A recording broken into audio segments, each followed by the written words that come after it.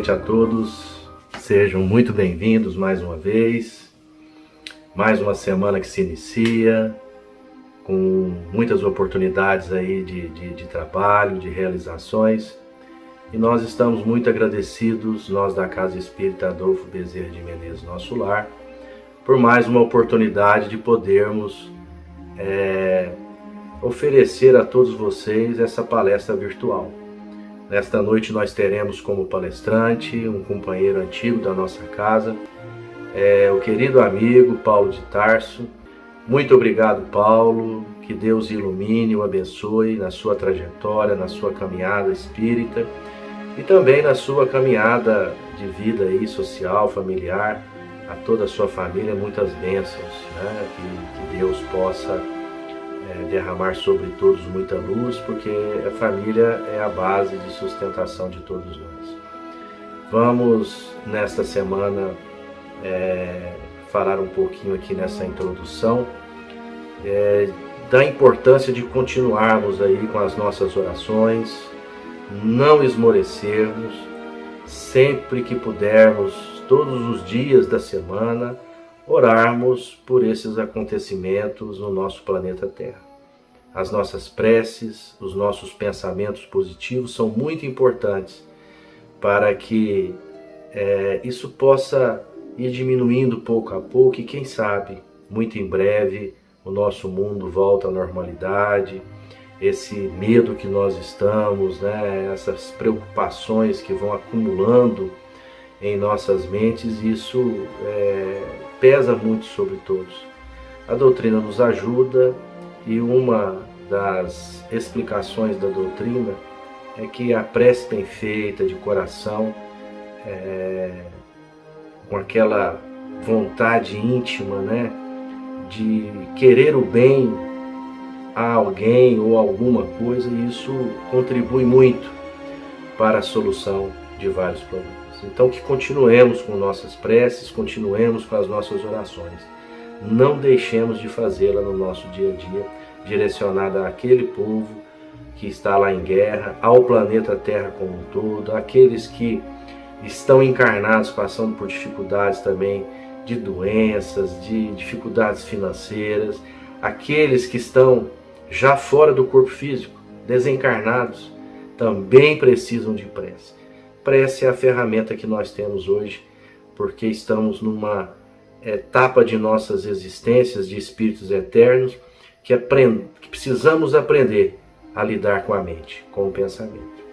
Vamos fechar os nossos olhos, preparar o ambiente em que estamos para que possamos ouvir a palestra da noite e posteriormente fazermos as nossas vibrações para todos aqueles que precisam.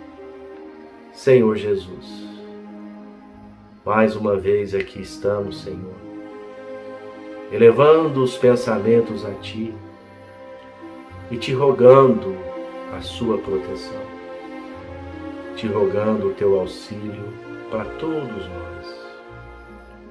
Permita, Senhor Jesus, que estejam em nosso meio os benfeitores espirituais, aqueles que nunca esmorecem, que nunca se cansam, trabalhando em Teu nome, para que a Terra, para que todos nós que aqui habitamos possamos nos melhorar um pouquinho, nem que seja 1 milímetro a cada dia, porque essa é a nossa tarefa, ir melhorando pouco a pouco, descobrindo em nós as nossas fraquezas, as nossas deficiências, e buscando a melhora constantemente. E para isso precisamos, Senhor, desses irmãos amigos, dessas irmãs amigas, sempre do nosso lado, nos sustentando. E nesta noite, mais uma vez, que eles estejam conosco, para que possamos nos unir nesse pensamento de paz e de harmonia para toda a nossa terra.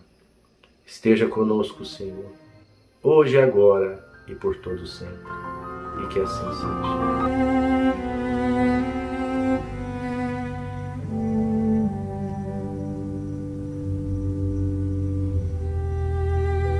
Mensagem da semana, do livro Sinal Verde, psicografia de Francisco Cândido Xavier. Saudações. Toda saudação deve basear-se em pensamentos de paz e alegria. Pense no seu contentamento quando alguém lhe endereça palavras de afeto e simpatia e faça o mesmo para com os outros. Mobilize o capital do sorriso e observará que semelhante investimento lhe trará precioso rendimento de colaboração e felicidade. Uma frase de bondade e compreensão opera prodígios na construção do êxito. Auxilie aos familiares com a sua palavra de entendimento e esperança. Se você tem qualquer mágoa remanescendo da véspera, comece o dia à maneira do sol, esquecendo a sombra e brilhando de novo. André Luiz.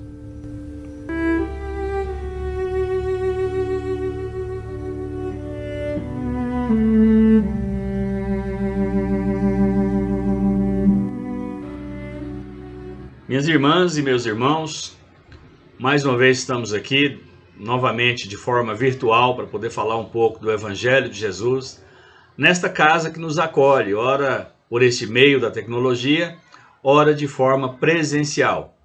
O que importa é que sempre estamos com disposição para poder conversar um pouquinho sobre o Evangelho de Jesus e dividir junto aos irmãos e às irmãs aquilo que nós tivemos a oportunidade de estudar um pouco. Não temos toda a sabedoria, mas juntos nós conseguimos ter um conhecimento significativo dessa doutrina que nos abraça e nos acolhe. A pedido da casa, nós iremos falar hoje sobre o tema que é Fazei ao próximo o bem que gostaria que vos fosse feito. Esse título está dentro do capítulo 11 de O Evangelho segundo o Espiritismo. O capítulo 11 é aquele cujo título é o maior mandamento. Ele começa com o texto de Mateus, falando exatamente sobre uma situação em que os fariseus se sentem incomodados na sua vaidade, no seu orgulho, e vai ter com Jesus para perguntar para ele qual é o maior mandamento da lei. E Jesus responde que o maior mandamento da lei não é nenhum dos 10 que foi entregues por nós, a nós, por Moisés, mas uma soma desses 10 numa nova frase que é amar ao próximo como a ti mesmo e amar a Deus sobre todas as coisas. Primeiro amar a Deus sobre todas as coisas e depois amar ao próximo como a ti mesmo. Está no livro de Mateus, capítulo 22, versículos 34 a 40. E aí no próximo item, no item 2 do Evangelho segundo o Espiritismo, dentro desse capítulo 11, tem assim uma passagem do livro de Mateus que dá subsídio para essa nossa conversa. E assim, tudo o que querereis que os homens vos façam, fazei também a vós a eles, porque esta é a lei e os profetas. Está no capítulo 7 do livro de Mateus, e depois o evangelista Lucas também traz um registro dessa mesma frase, no entendimento dele: tratai todos os homens como quereríeis que eles vos tratassem. Está em Lucas capítulo 6, versículo 31. Então são duas frases sobre o mesmo momento, sob uma ótica um pouco diferente, mas que tem o entendimento, ele é um só, chega-se ao mesmo resultado. E essa é a nossa conversa nesta oportunidade. Se a gente pegar e começar a entender essa proposta de Jesus com relação a esse texto, nós vamos perceber alguma coisa que ela, durante toda a pregação do Cristo Jesus, ela acompanhou essa fala dele para nós. Que nós nos dispuséssemos a olhar o outro, olhar para o outro com o cuidado de entender que o outro precisa receber um tratamento, no mínimo, semelhante àquele que nós gostaríamos de ter. Então é um desafio muito grande, porque a gente, quando até pesquisando para poder ter esse nosso bate-papo, a gente percebe o tanto que a gente se perde nessa pregação. A de não fazer aos outros o que não gostaríamos que os outros nos fizessem, A gente já leu, todos nós em alguma oportunidade já leu essa recomendação, E ela, é óbvio, né? É não fazer o mal para o outro, é não desejar o mal para o outro, é não desejar uma situação ruim para o outro. Mas olha o tanto que isso é desafiante, porque nós nos encontramos em momentos tão distintos da nossa experiência enquanto encarnados, que falta-nos, e falta muito mesmo, maturidade para poder entender a dimensão desse evangelho. Claro que além da maturidade falta também evolução espiritual. Mas a maturidade talvez é o que mais nos incomoda, para de fato entendermos a dimensão desse evangelho na profundidade que esse evangelho pede que nós a entendamos. Em um texto do site Momento Espírita, né? A maioria dos espiritistas já conhece esse site, é www.momentoespírita.com.br. Em um texto publicado na data de 4 de fevereiro de 2021, com o título Bem que está ao nosso alcance, a redação do articulista do site, ele traz para nós algumas orientações sobre esse assunto, de fazer ao próximo aquilo que nós gostaríamos que nos fosse feito. Ele fala lá numa determinada passagem assim: há uma sutileza de suprema importância nesse texto, de fazer ao outro aquilo que nós gostaríamos que fosse feito a nós. Vejamos que a proposta de Jesus ela é positiva, ela invoca a ação, né? É um verbo no imperativo. Fazei vós a eles. Então é importante a gente trazer isso para os nossos dias, né? Como eu gosto sempre de falar, contextualizar com o nosso entendimento, que Jesus ele faz uma colocação para nós e ele não faz essa colocação numa condicional. Se os outros vos fizer bem, fazei-vos bem a eles também. Se os outros me servir, sirvo a eles também. Se os outros fizerem algo para mim, faço eu algo para eles também. E isso é importante porque muitos de nós vivemos refém de uma situação para poder agir em prol do próximo, que é o princípio da reciprocidade, muito comum no mercado comercial que a gente vive, na sociedade que a gente vive, mas que não é uma colocação feita por Jesus para que nós possamos agir. Então não existe essa colocação de que para que nós possamos fazer alguma coisa ao outro, é preciso que o outro nos faça. Jesus nos convida nessa frase dele a sermos nós o iniciador deste processo positivo. Nós devemos fazer ao outro. E aí, se houver reciprocidade, ganhamos um irmão para o nosso princípio, para as nossas relações, para o Evangelho do Cristo Jesus, para aquilo que nós acreditamos, para aquilo que nós gostamos de viver. Se não houver reciprocidade, isso não nos autoriza a não fazer. E isso é muito importante da gente entender, que nós precisamos fazer aos outros. É um verbo no imperativo, faça, fazei, vamos agir. E claro que no momento evolutivo em que nós nos encontramos, no cenário social em que nós vivemos, é muito complicado de viver isso nessa intensidade. Nós sabemos disso. Nós somos espíritos ainda num processo longínquo de atingir um mínimo de evolução. Embora um contingente significativo de espíritas esteja acreditando que em 2000 e não sei quanto nós estaremos todo mundo no mundo de regeneração, a razão mostra que não é bem assim, que não é uma data e que não vai haver uma mudança abrupta. Essa mudança de partir nós de um mundo de prova e expiação, nós que eu falo espírito, adequado ao mundo de prova e expiação, para um mundo de regeneração, isso vai levar muito tempo, até que a gente consiga avançar o suficiente, ainda muito tempo. E não é uma mudança abrupta, porque nós somos ainda muito atrasados. E esse texto, que está registrado no livro de Mateus, mostra isso de forma muito clara para a gente, o tanto que nós estamos atrasados. Porque nós temos dificuldade de fazer ao outro o mínimo. Nós fazemos para as pessoas como se fôssemos, alguns irmãos e irmãs devem se recordar, há um tempo atrás, quando os lares nossos tinham muito pernilongo, né? Ainda algumas casas ainda tem muito, né? Algumas regiões ainda tem muito. Mas vocês devem se lembrar daquele espiral que a gente colocava no quarto para poder espantar os pernilongos, né? Era uma espiral verde, eu não me lembro agora o nome daquele item, e você acendia ele numa ponta e ele começava girando por fora até chegar numa chapinha de metal e apagar. Então, quando ele apagava, ele tinha espantado os pernilongos, tinha contribuído para o ambiente ficar cheiroso, e para que nós acordássemos com a bela de uma rinite, né?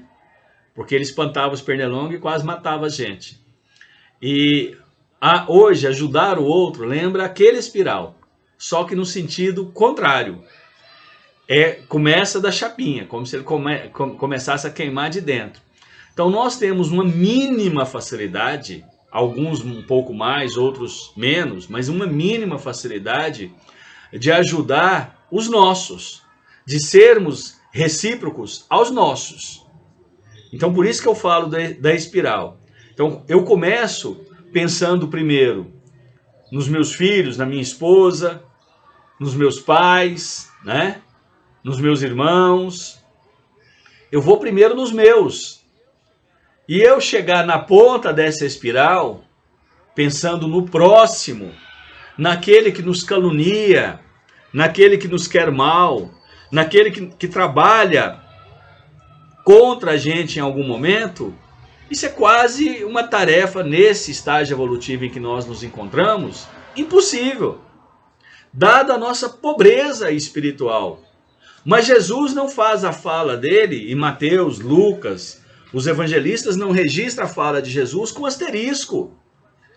Fazei ao outro aquilo que você gostaria que vos fosse feito, asterisco, se o outro for bom, se o outro for da sua família, se o outro for alguém que você quer bem e ama. Não existe esse asterisco.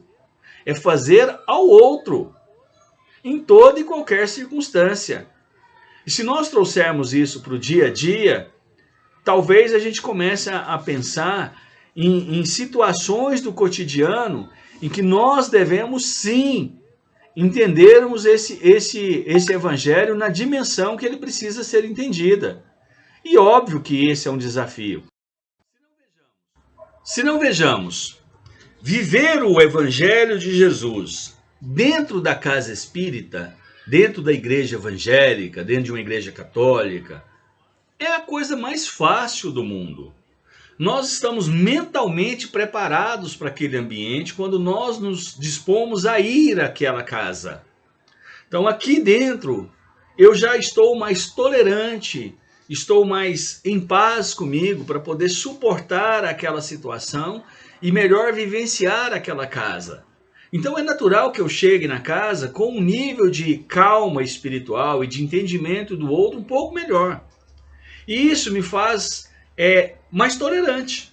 Então se alguém faz qualquer coisa que me desagrade, embora eu na minha intimidade fique desagradado com a situação que está acontecendo, a minha reação ela é mais ponderada. Afinal de contas eu estou num templo de oração, estou numa casa de oração.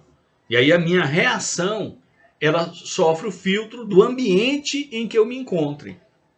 Mas e quando é na rua? Quando eu estou dirigindo o meu carro e tomo uma fechada, eu gostaria, se fosse o contrário, de devolver a fechada, que se fosse eu que tivesse fechado alguém no trânsito, e essa pessoa, por qualquer que seja a razão, ela me deu a fechada, e eu não sei, de verdade, se fosse eu que tivesse fechado ela, eu gostaria que depois ela me alcançasse para me devolver a fechada, ou que ela entendesse que o que me fez fechá-la foi, por exemplo, o ponto cego do carro, foi um buraco na pista, foi um animal, foi um minuto de desatenção, eu, infelizmente, peguei um celular na hora e não deveria. Eu gostaria que o outro me compreendesse e não fosse tão maldoso ao ponto de me alcançar no trânsito e me fechasse para me devolver um erro que eu, às vezes de forma fortuita, impensada, cometi. Óbvio que eu não gostaria. Se eu não gostaria, por que quando alguém me fecha, às vezes eu ainda tomo de forma intempestiva a atitude de alcançá-lo para devolver a fechada? Se de repente eu estou fazendo uma negociação e a pessoa está trabalhando, está negociando comigo, ela em algum momento, por uma infelicidade dela, é bom observar que nem sempre tem maldade nessa origem da situação em que eu entendo-me prejudicado. Às vezes foi só uma desatenção, uma infelicidade da pessoa. Ela, em dado momento, ela comete um erro comigo, ou seja, ela, por exemplo, age de forma, aspas, desonesta comigo. E por que aspas? Porque talvez a origem não teve intenção. Se não teve intenção, não foi uma desonestidade, foi um erro. Mas eu entendo como sendo desonesto. E eu fico ali já preparado para poder devolver. Se fosse o contrário, eu gostaria que a pessoa entendesse que foi um momento infeliz e um erro da minha parte. Então, de novo, contextualizando, se eu não gostaria que a pessoa usasse do princípio da reciprocidade para poder me dar uma devolutiva equivocada, que ela entendesse que de repente o erro que eu cometi foi isso, um erro, por que eu às vezes ajo assim com meu irmão e com a minha irmã? Vamos pensar dentro da casa espírita. Nós temos dentro da casa espírita, e eu falo isso sempre em palestras, nós temos grupos. É natural que eles existam. Nós temos afinidades. Eu me afinizo mais com o irmão X, Y, Z, e alguém se afiniza mais com o irmão A, B e C. Normal. Ter essa afinidade com alguém não significa que este grupo é contra este grupo. Apenas pensa um pouco mais parecido, por uma série de razões. Mas por que às vezes a gente usa esse pensar diferente para poder atacar o grupo? Para poder diminuir essas pessoas? Quando a gente faz uma reunião, eu vou fazer uma reuniãozinha lá na minha casa, a gente vai fazer um churrasquinho, e aí eu convido para participar os que se afinizam comigo, X, Y, Z. E aí a gente aproveita aquele momento para poder diminuir ou falar alguma coisa contra A, B e C. Por que a gente faz isso tão facilmente? Nós gostaríamos de saber que o grupo A, B e C se reuniu e eles estavam em determinado momento falando mal do grupo X, Y, Z. Nós não gostaríamos. Então esta é a frase de Jesus. Fazer aos outros aquilo que nós gostaríamos que nos fosse feito. E esse é o grande desafio. Porque nós nos perdemos em detalhes. Nós nos perdemos. Eu estou falando, sempre também já repeti esta frase, eu gosto de fazer palestra, sei que eu tenho que melhorar muito, procuro estudar o suficiente não, procuro estudar, né? É sempre insuficiente para poder melhorar, mas eu tenho consciência plena de que este processo de melhora que estamos todos nós imbuídos, ela está nos fazendo avançar, mas nós temos uma noção muito clara do quanto ainda temos que caminhar. Então eu sempre faço palestra para mim. Quando eu dou os exemplos, é para mim. Para ver o tanto que esse Paulo de Tarso precisa melhorar. O tanto que esse Paulo de Tarso, quando está estudando um assunto como esse aqui, ele enxerga pontos de melhoria. Ele fala, nossa, esse ponto, de fato, eu preciso trabalhar. Mas não precisamos todos nós? Sim, precisamos todos nós. E essa é a sutileza da fala de Jesus para nós. Essa é a razão pela qual, em várias oportunidades, ele usou um verbo mais forte. Ele falou, vai e faça. É preciso essa atitude. É precisa essa ação. E por que isso? Porque Jesus conhecia, como diz o texto do Momento Espírita, a intimidade nossa. Ele sabe o quão desafiante é para cada um de nós fazer o que é preciso ser feito de forma correta.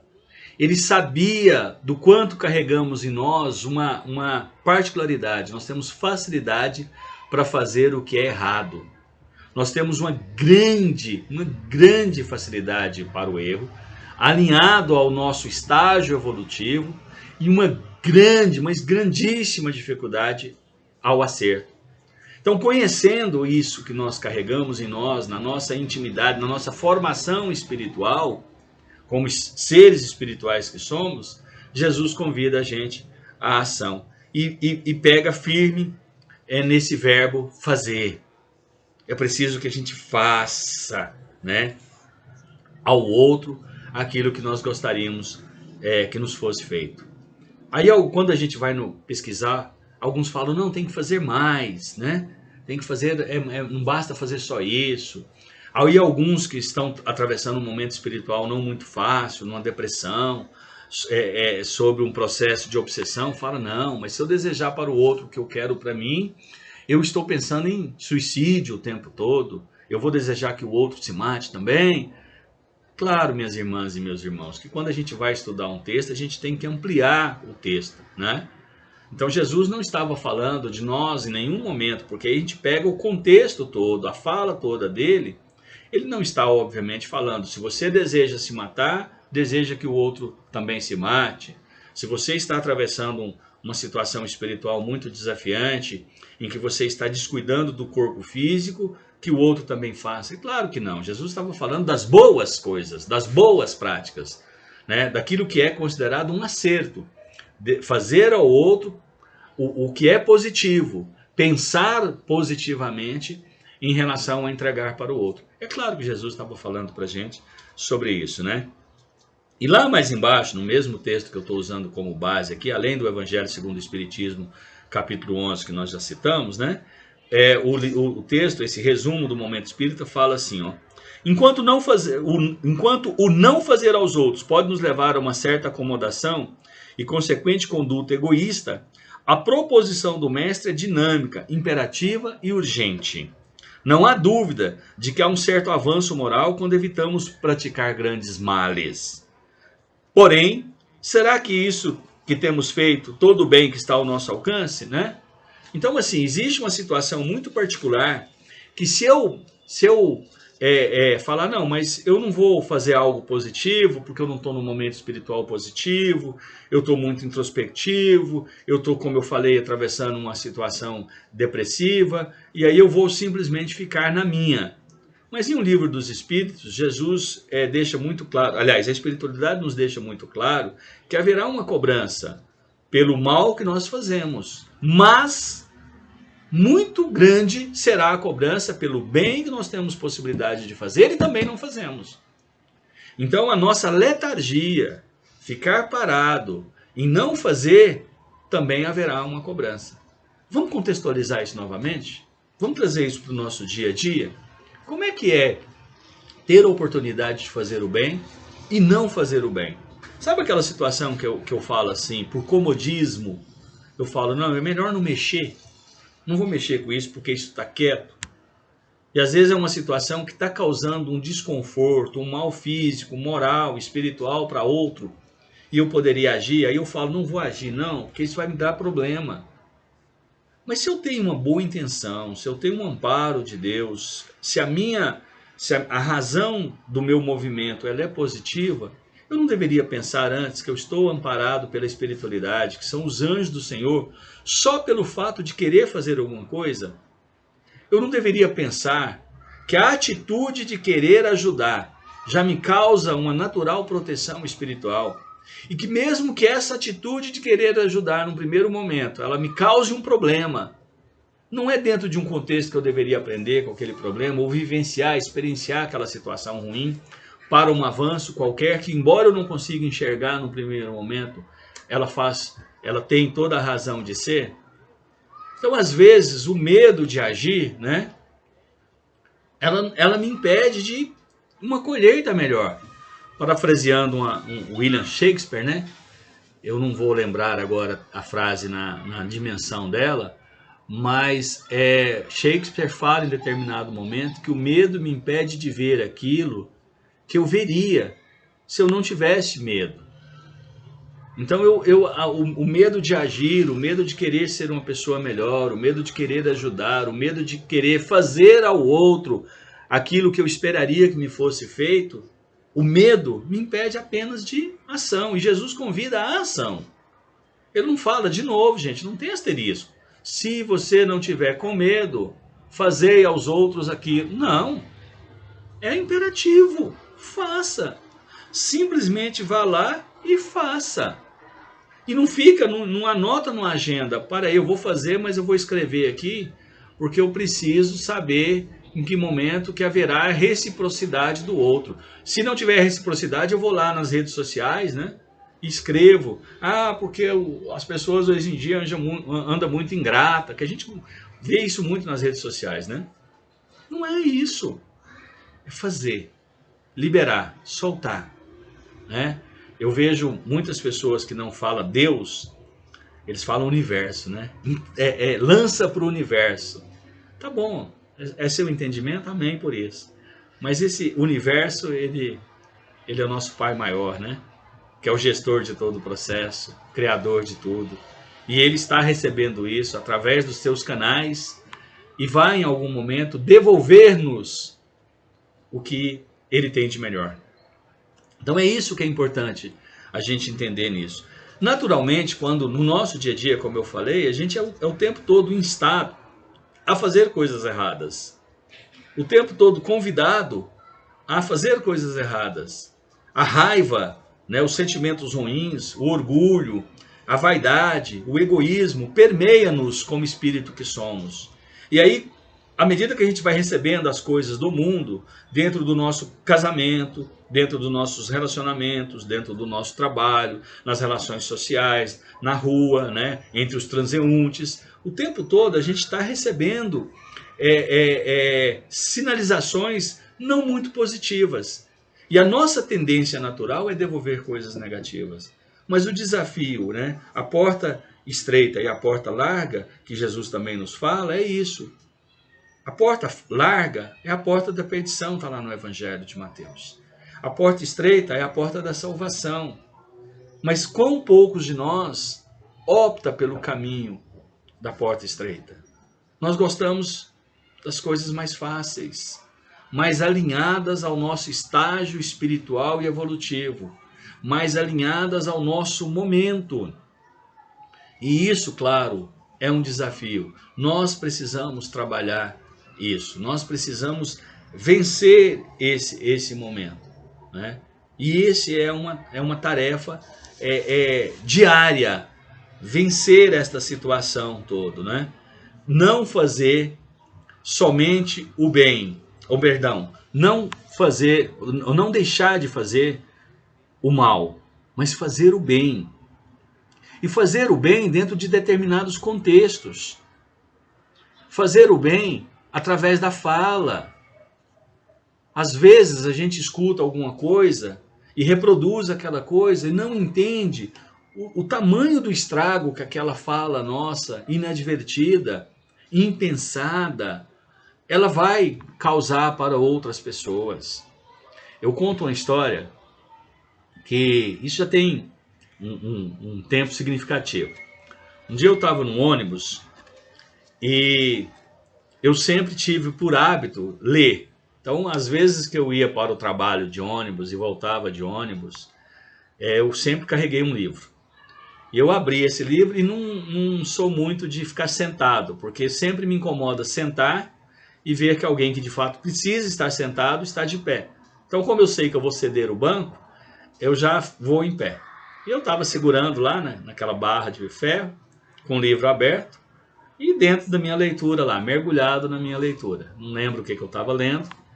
E o ônibus não estava muito cheio, mas estava aconchegante, né? Aconchegante.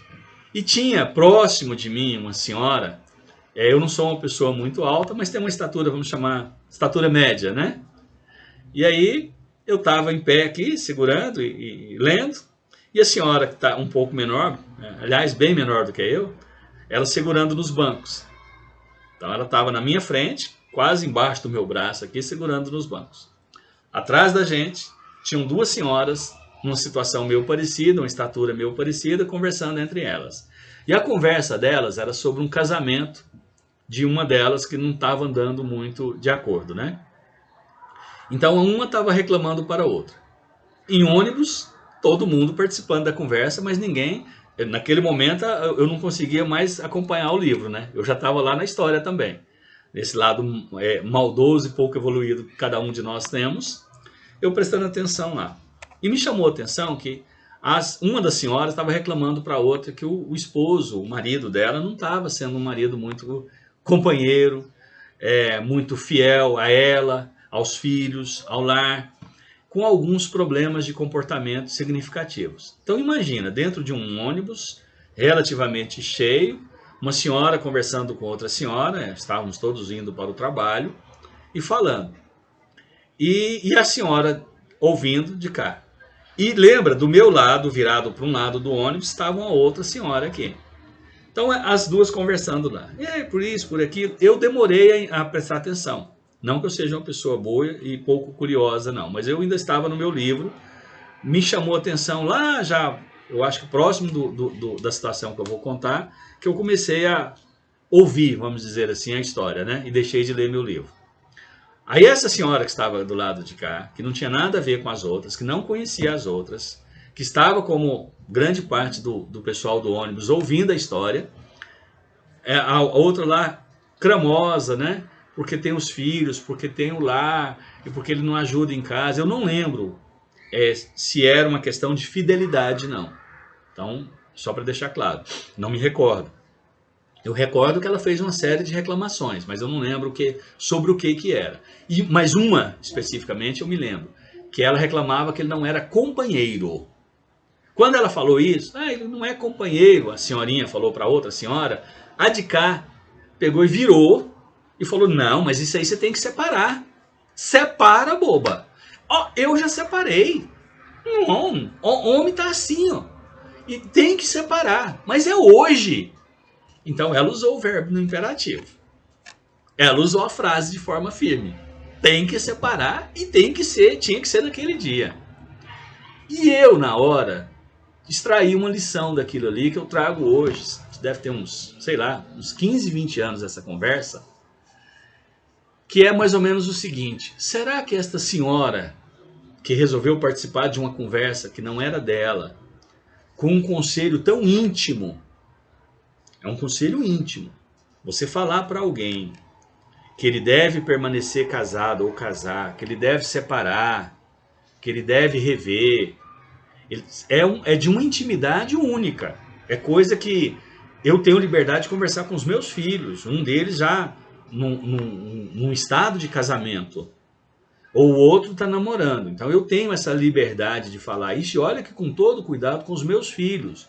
O meu pai tem essa liberdade de falar comigo, e até com a minha esposa, que ele tem muita proximidade com a minha esposa, para dar um conselho, porque ele sabe, ele conhece o suficiente o casal, conhece a família, faz parte, ele chega com segurança para poder dar um conselho.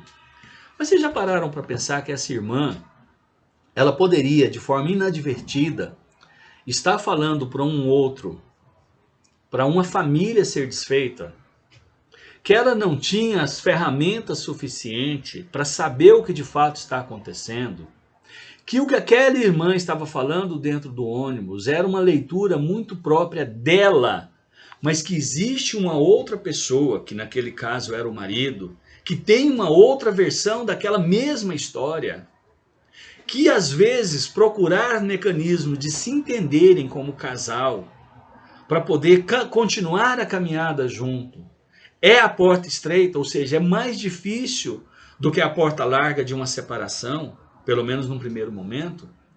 Mas, como diz o Evangelho, os frutos da porta estreita são infinitamente maiores do que os da porta larga.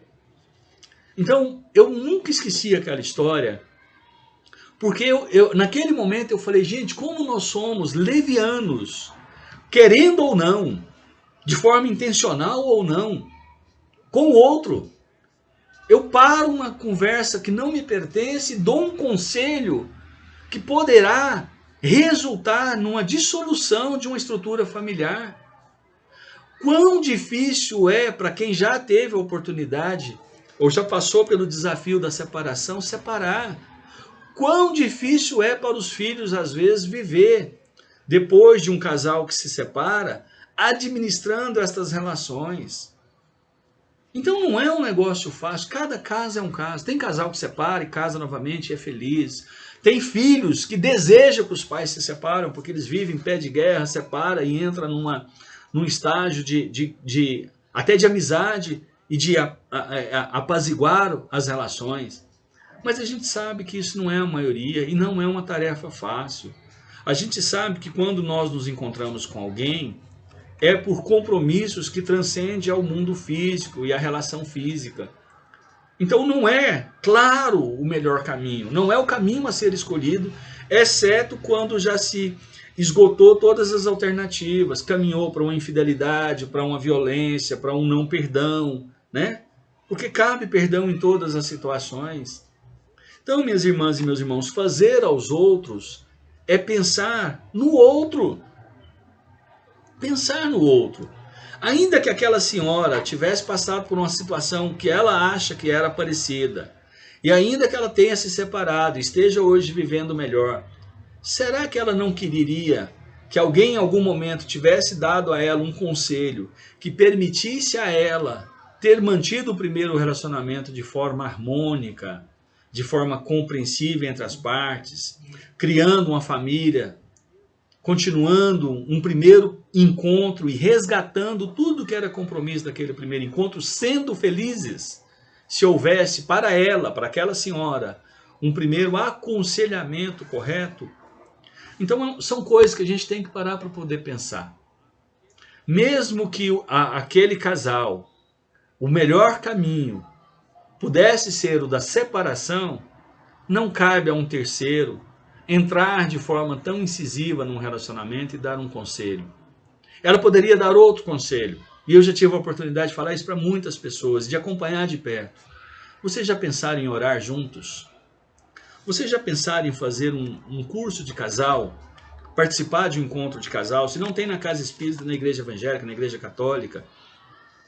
Vocês já pensaram em estudar, fazer o culto do evangelho no lar juntos? E conversar sobre essa situação? Vocês oram antes de uma conversa dessa magnitude, pede amparo aos anjos do Senhor? Então tem tanta coisa, se tem uma situação um pouco melhor, porque eu sei que às vezes isso pede uma estrutura financeira, já pensaram em fazer uma terapia de casal, contratando um bom profissional para fazer um acompanhamento? Então tem alternativas, tem outros caminhos, diferente de simplesmente falar, olha, separa, depois você arruma outra pessoa, e se não der certo, separa de novo, a vida é assim, tem que ser feliz. Não é pensar a coisa de uma forma pequena, que parece resolver a situação, mas que não resolve. No mesmo texto do Momento Espírita, caminhando para o nosso término, tem uma frase atribuída, não, uma frase dita por Chico Xavier, né? Antes ele fala assim, ó, o texto fala assim, ó, será que nós estamos sempre dispostos a fazer o bem? Será que quando eu vou agir, o meu direcionador é o bem? Aí depois ele fala assim, ó, conseguimos nos colocar como instrumento do bem na terra, na vida dos outros, na vida de quem me cerca? Será que eu já entendi que a pessoa que está comigo, ela precisa de mim, seja dentro do ônibus, no Uber, no trabalho, em casa, no centro espírita, onde quer que eu esteja? Será que eu já entendi que Deus colocou as pessoas ali porque e me capacitou para ser um bom ouvinte, para ter sabedoria no falar, para não julgar aquilo que eu estou vendo? Eu tenho que parar para poder pensar nessa dimensão maior dessa situação, né? O texto fala, cada dia na terra oferece a possibilidade de fazer o que é certo se não estivermos cegos pelo egoísmo. Então, se eu não ficar olhando só para dentro de mim e cuidando só de mim, eu vou entender que eu posso ser positivo para o outro, né? Somos dos que trabalhamos em prol da vida, da sociedade e do bem comum?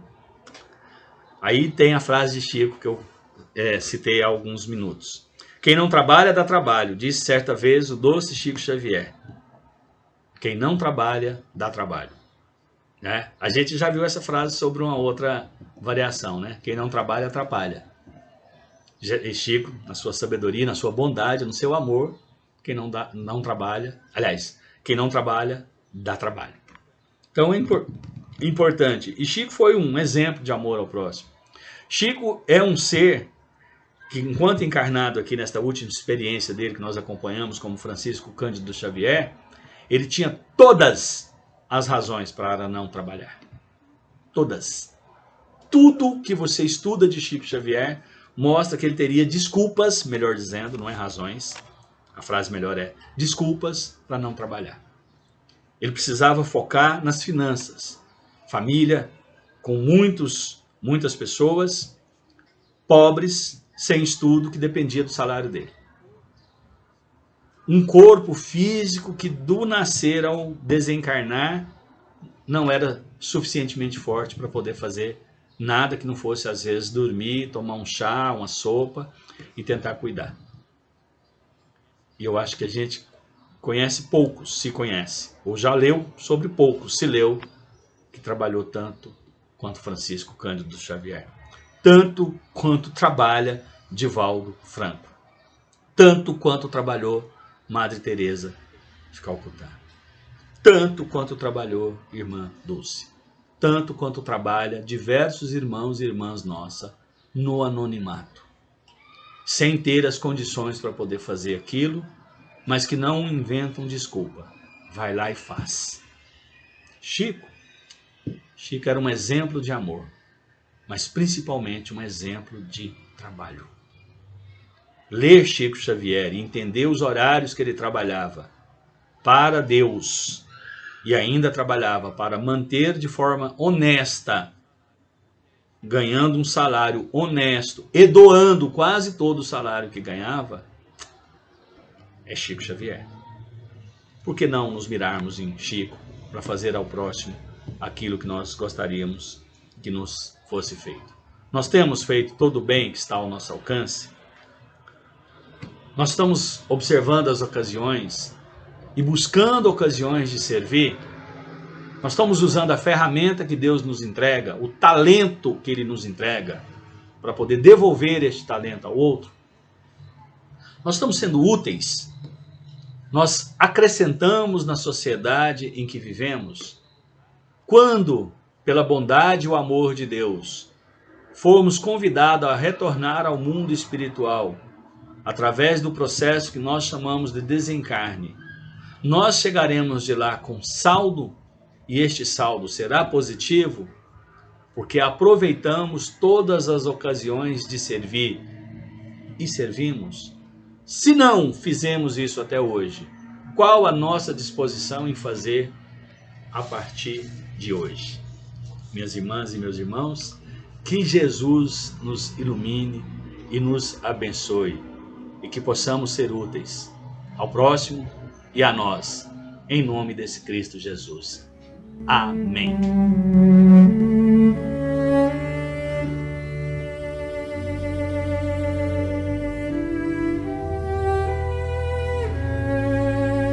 Olá, meus irmãos, como vamos passando?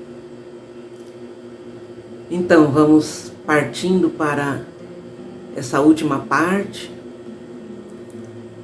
Quem ainda não providenciou pode pegar um copo de água, uma jarra, uma garrafinha, colocar ao lado para que seja fluidificada. Então vamos fechando os nossos olhos, respirando profundamente, acalmando o coração, tirando da mente todo e qualquer pensamento negativo. E vamos elevar os pensamentos ao nosso querido Mestre, Jesus. E vamos agradecer a esse Mestre por tudo aquilo que Ele nos oferta, pela sua proteção e seu auxílio. E vamos rogar pelo nosso planeta, esse planeta que é uma escola, é um hospital, para onde todos nós viemos para o nosso aprendizado. Esse planeta que está em fase de mudança, de transformação para um mundo melhor, um mundo de regeneração. E vamos rogar muita luz e muita misericórdia do Pai para o nosso planeta, para todos os países, para o Brasil. Vamos pedir pela nossa casa de oração, Centro Espírita Adolfo Bezerra de Menezes, nosso lar, proteção aos nossos trabalhadores, nossos frequentadores, aqueles que estão agora ligados virtualmente à nossa casa de oração.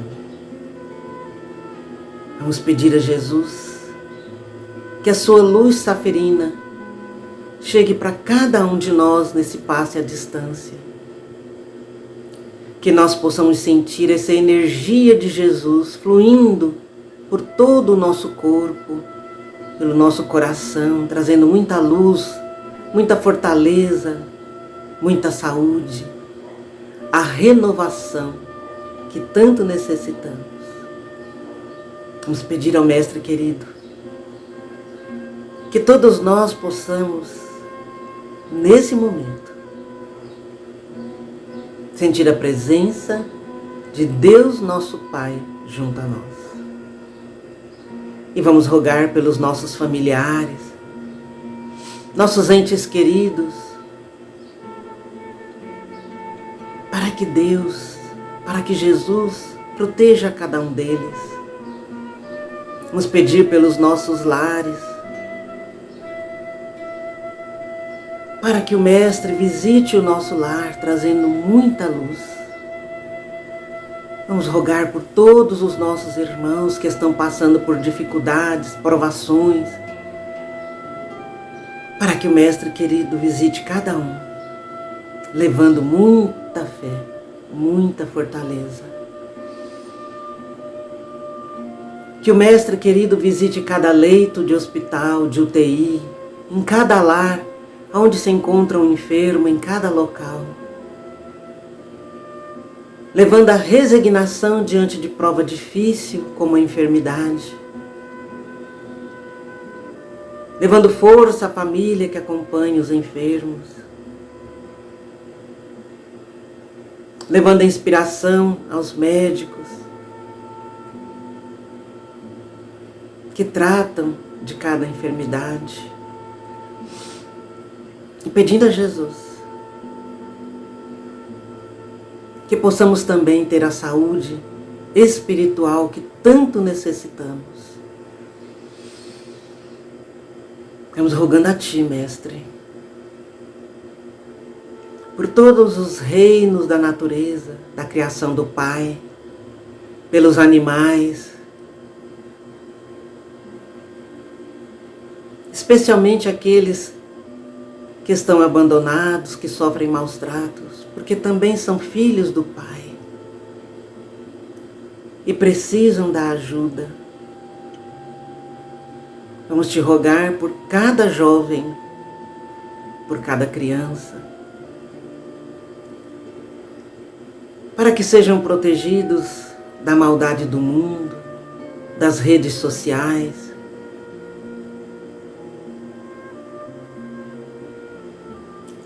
Rogar às mães, aos pais, aos responsáveis, para que tenham muita inspiração na educação a passar a seus filhos, aos seus jovens, para que cada um possa saber exatamente como atuar junto a cada um desses nossos irmãozinhos. Mestre, protege e ilumina os nossos irmãos que retornaram à pátria espiritual, para que possam retornar às suas vidas, à vida verdadeira, que possam se organizar, que possam se reencontrar com aqueles entes queridos que os antecederam no retorno à pátria espiritual. Ao mesmo tempo, consola as famílias, aos entes queridos que aqui ficaram e que muito sofrem com essa separação temporária. Senhor Jesus, olha para o nosso coração sofrido. Também nós necessitamos da Tua luz, porque temos os nossos sofrimentos, as nossas frustrações, decepções diante da vida, das pessoas, das situações. E também carecemos do Teu amor, da Tua fortaleza. para continuarmos com a nossa caminhada. Ajuda-nos, Senhor, para que os nossos passos sejam sempre positivos e sempre de acordo com o Teu exemplo de amor e misericórdia. Mestre, ilumina o nosso ser com a Tua luz, para que possamos nos renovar em força e energia. Confiamos em Ti, Senhor, na Tua proteção, no Teu auxílio, para seguirmos sempre em frente, sabendo que a cada dia nos aproximamos mais de Ti e do Teu amor. Fluidifica a água, Senhor, por meio da espiritualidade maior. Coloca tudo aquilo que necessitamos, física e espiritualmente, para o nosso refazimento. Que possamos, durante a semana, ir repondo essa água para fazermos uso. E renova a cada dia os fluidos e a energia nela contidos. Mestre, leva o nosso clamor a Deus nosso Pai, para que tenha misericórdia de cada um de nós, porque muitas vezes nós erramos, muitas vezes não conseguimos cumprir com as nossas promessas de renovação íntima, muitas vezes pensamos em desistir de nos reformarmos por ser muito difícil. Ajuda-nos, Mestre querido, nessa que é a nossa maior missão no planeta Terra, a da transformação interior. E esteja conosco, hoje e sempre, que assim seja. Muito bem, meus irmãos, espero que todos tenham sentido a energia de Jesus junto aos seus corações e que Ele esteja sempre com cada um, por toda a eternidade, que assim seja.